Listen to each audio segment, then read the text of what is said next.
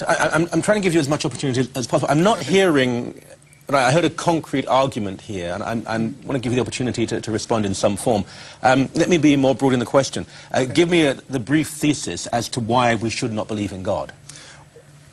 Well, why we shouldn't believe in God really depends on what you mean by belief. Whether or not we should accept the arguments really has to do with whether they correspond with the facts. Well, there can be no absolute certainty that there isn't or there is. I mean, obviously, you're an intelligent man. You would never say atheist, and atheism is rationally impossible. You can strongly doubt. You can strongly believe. If there was absolute proof, then God wouldn't be loving. He wouldn't give us freedom. There has to be that room and not to believe. You have to want to find him. Right. But so why, speaking to viewers out there, hundreds of thousands of people watching, why would you say to them, God is irrelevant, don't bother?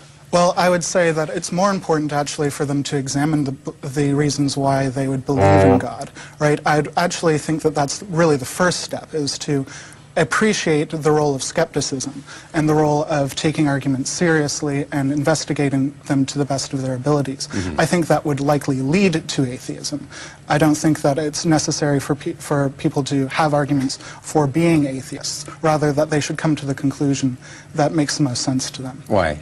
Because, well, otherwise then you're deluding yourself. If you're not actually thinking about what you believe, and I don't think any Christian would agree that you should believe it, or that you should believe in something simply because it was told to you. You should investigate it. I just think that that would lead to someone to be an atheist.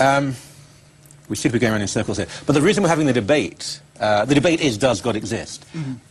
So obviously, it's a self-evident truth that I believe in debate on these issues. Right. I want you to tell people why they shouldn't believe, if you want to use the semantics, why they shouldn't imagine there's a God. Show me how there's no God. Give me proof that God doesn't exist. Well, we can't prove a negative. I think that's why we're going around in circles. Like, I can't prove the non-existence of Give anything. me an argument. It's very important to understand here, Michael, it's the atheist who has the burden of proof with respect to this argument. As you quite rightly, I think, pressed Michael to give us an argument that God does not exist. So if Michael wants to say that God and evil in the world are logically incompatible with each other, he needs to give us an argument to show that that's the case.